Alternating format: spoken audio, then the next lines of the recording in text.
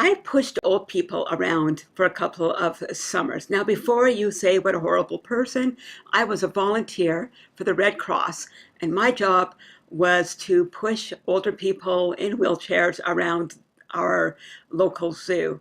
And I loved that volunteer job.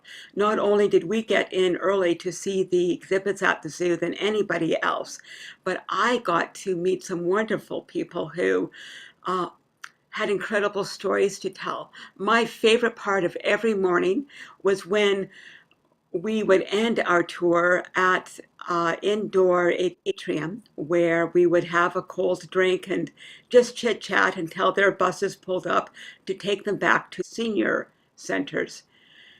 I loved hearing their stories.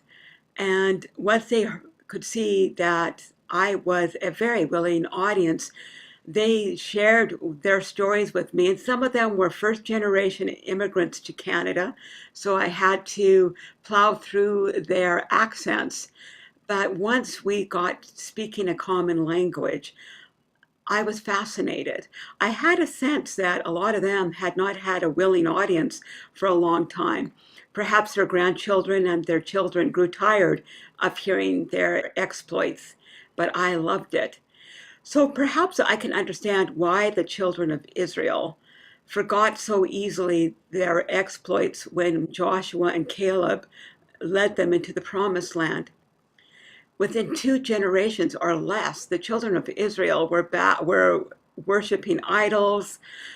They were doing their own thing. They had fallen into gross immorality. How did that happen so quickly? I wonder if part of the problem was is that they forgot their inheritance. They stopped listening to the stories of old. They stopped taking the exploits of their ancestors as fodder to feed their own courage to stand upright and walk before the Lord. So today, treasure your inheritances. Treasure the testimonies of those who have gone before you. I encourage you to pull out some of the testimony books of the greats.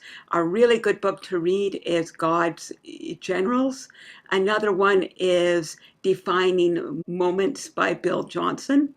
In those books, they discuss the heroes of our not so distant past who did wonderful exploits for the Lord. You can learn from their victories and you can learn from their defeats.